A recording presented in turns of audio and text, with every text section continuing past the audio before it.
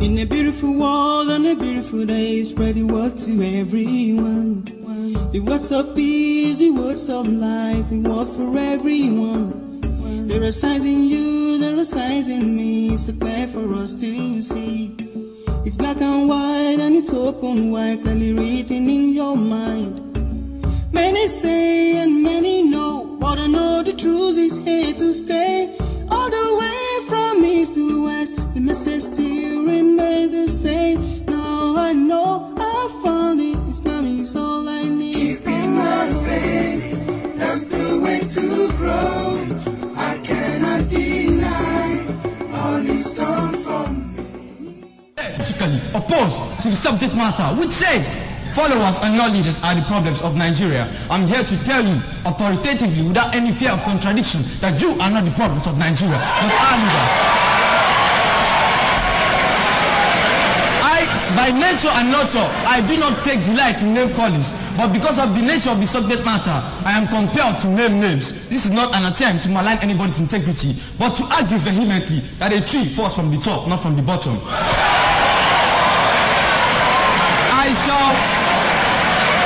shall demystify the subject matter. I shall demystify the subject matter by compartmentalizing it into four: political leadership, educational leadership, economic leadership, and religious leadership. Educational leadership. I want to tell you authoritatively that bad leadership is traceable to the amalgamation of the northern and southern protectorates in Nigeria in 1914. The white men did this without considering the ethnic differences. They did integrate us but amalgamated us. The men, our leaders, who fought for independence, were too eager to reap the benefits of the independence. As a result, the mantle of power fell into the hands of the incompetents and illiterates who did not know anything about the art and science of governance. The military regime in Nigeria are seen as the body that legalized corruption. This administration could not account for the Gulf War windfall estimated at $12.4 billion. And also, he annulled the first free and fair election in Nigeria in June 12, 1993. Can we say this were the fault of the followers? Of course, it's the leaders. According to international transparency, is rated the fourth most corrupt leader in the world, alleged to have embezzled $2 to $5 billion. Can you imagine that? Also, in 1999, when civilian government came into power, we thought our problems would be solved, but unfortunately, the reverse was the case. We are superfluously blessed and stupendously endowed with human and natural resources. But unfortunately, 80% of our resources go to less than 1% of the people. There are about 17,500 government officials. According to statistics, Barack Obama earns just 60 million naira in a year, but the Nigeria earns 150 million naira every year. Goes on with 83 million naira every month, but we have to strike to get 18,000 naira minimum wage per month. Can you imagine that? According to ICPC, Nigeria have lost over $300 billion since independence. Can you imagine what that kind of money would have done for us? Is this the fault of the followers or the leaders? Also, according to NNPC, Nigeria makes a revenue of $282 million every day from Niger Delta. Every day, not per month, every day. But the people in Niger Delta remain in poverty. Crises have become the order of the day in Niger Delta, and over 10,000 followers have lost their lives. Is this the fault of the followers or the leaders? Now, academic leadership. Unfortunately, decision-making, policy-making in our academies have gone to the hands of the incompetents, people who do not have the intellectual capability to take care of our educational system. As a result of this, people are brought into power because of favoritism, nepotism, ethnicism, and because of religious differences. On this note, I want to let you all know that according to United Nations Educational, Scientific and Cultural Organization, a nation is to allocate at least 26% of our budget allocated to education. But unfortunately, Nigeria commits just less than 7% of the budget to education. Can you imagine? That's why we keep suffering. 7% to education, while they squander the rest. Our counterparts like Ghana, 30%, Ivory Coast, 30%, South Africa, 26%, and Kenya, 23%, among others. Also, I want to let you know that education is one of the basic constituencies for colonizing, for integrating us. But unfortunately, the leaders in the educational system are the teachers, while the students are the followers. If a teacher is bad, the children may be forced to inculcate bad attitudes, which will result into cultism. the genesis is from the teachers, not from the students. And also, if everybody in the class, you can imagine, some teachers will take delight in the failure of their students. If half of the class will fail a course, it's not the fault of the students, but because of the incompetence of the teacher to inculcate such knowledge into the students.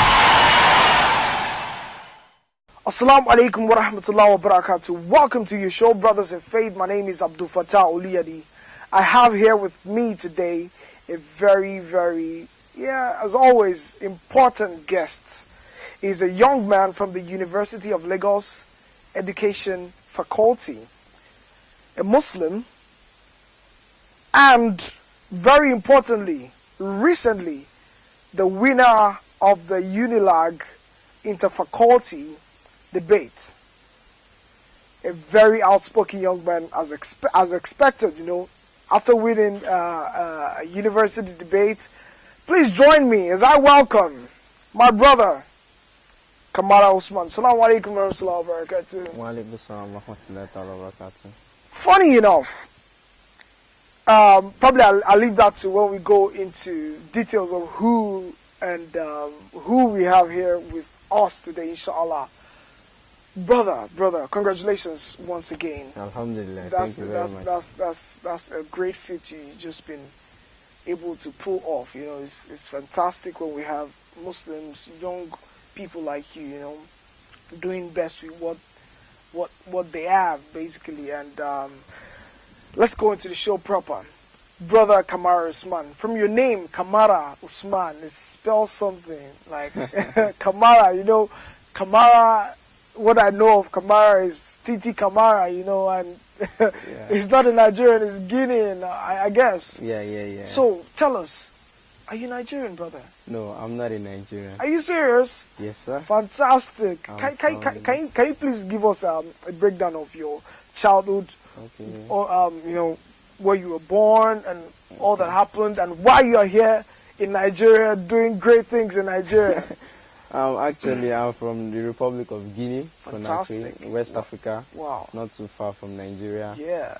Titi Kamara, the footballer. Yeah. Kamara Lai, the great writer. African child. Exactly. They are all my kinsmen from the Fantastic. same country, the same town, the same tribe, the Madinka tribe. What did you call it? The Madinka tribe. Madinka tribe. Yeah, there's an American movie, Kunta Kinte. Yeah. The guy in that film is actually Tell from my region, he's from my tribe. Are you serious? Yeah, the popular Kunta Kinte? Yeah, the man is my tribe.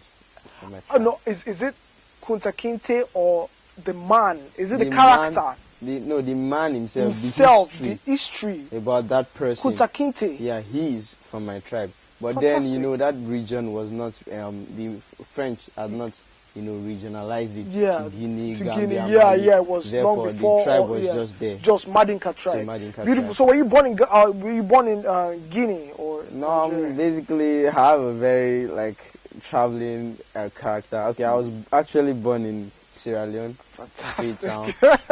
As not Freetown, Sefadu, Blood Diamond. Yeah. The Blood Diamond that happened actually, I was there. I was born there, a baby. Are you serious? Yeah, my dad used to do. You have so much to do with everywhere in Africa actually. Yeah. So I was born there, but the war started. Yeah. So my mom, dad, and we all left.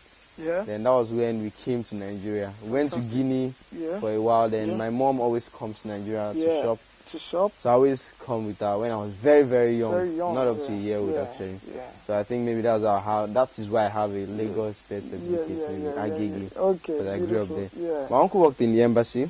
Yep.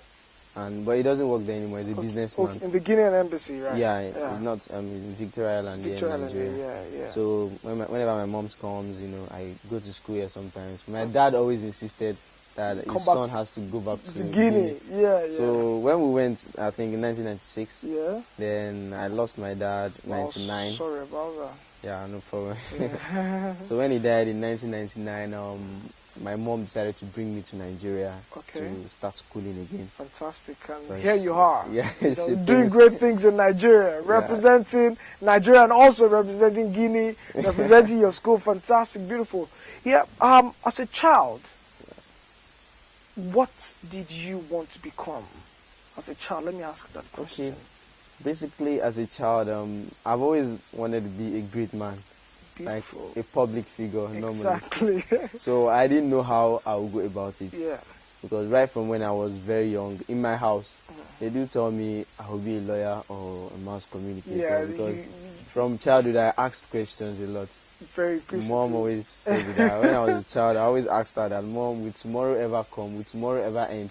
Are you serious? I always asked her to get me shoes and stuff. She always said tomorrow, tomorrow. So there was very small. I asked, when is this tomorrow going to come? Exactly. Will it ever end?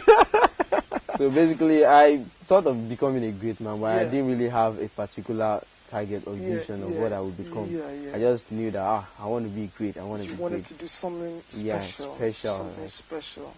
That's just it. Wow, and here you are in the University of Lagos. Yeah, like I was saying, you're doing great things, you know, because that kind of achievement is something remarkable, because I think it's the first celebrated Unilag inter-faculty debate, and you came out tops. Yeah. You know, after going through all stages of all stages of preliminaries. Stages, you know, fantastic. You know, it's great.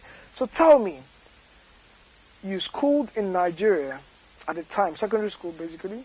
Yeah. Okay, what's basically the first school I attended in Nigeria was a Muslim school. Yeah. Al-Hikmat. Okay. That's at very popular. Yeah, Al-Hikmat. Then after Al-Hikmat, I always go to Guinea, come back. Yeah. Well, when I really settled was in 2000. 2000. When I went to Benji Kiddies Foundation, still in Agege. Yeah. Then I completed my primary education there. Then I went to Brighter Hope Comprehensive High School. I went to 3 secondary schools actually. Okay, beautiful. Brighter Hope Comprehensive High School. I went to Normal College. Yeah. Then I had my SSC in Gerari Summit Secondary Schools. Then I gained admission into University of Lagos. University of Lagos, beautiful. So the main reason we are here today is to tell, our viewers out there that, we can always achieve great things. Yeah. I remember before we started the show, you were telling me about, your challenges in, getting the course you really, really wanted to do, Can you give us a bit of that story, Okay, basically, while I was in secondary school, before I got into SS, in junior secondary school, I loved sciences a lot. I wanted to be mechanical engineer. But I planned that if I want to be an engineer, that means I want to make my own brand of car.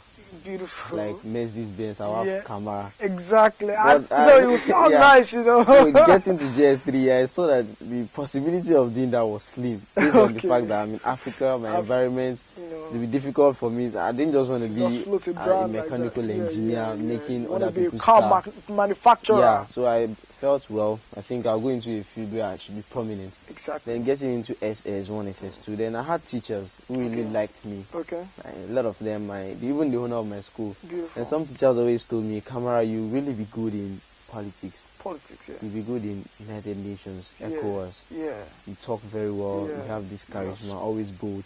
Yeah. So I had that mentality. Yeah. So I had that mentality that, man, if I'm going out there to be a public figure. To always lead people, do the right thing, lead by example. Exactly. So after basically after my SS3, my WAEC, the result was good. Then I sat for JAM, and I had average results, 50% above 50%. But I wanted to go for political science. Yeah. I was denied because of the competition. At that time. A lot of people. So you got into Unilag eventually. But they gave me another course. Adult education. Oh, okay. So adult education, I didn't like the course. I didn't know anything about education. And there's this certain, discrimination, especially in universities against education students, which is not supposed to be. I think that's the fault of the government, the mindset of the people. The value of education is lost in this part of the world. Unlike in the United States of America, England, from my research is, those are the noble courses. Yeah, like the driving force of the community, the nation, medicine, teaching, because those courses wherever you find yourself, you always find a teacher. Everybody passes through one teacher, whether it's from elementary to secondary or wherever, you always have the greatest teacher is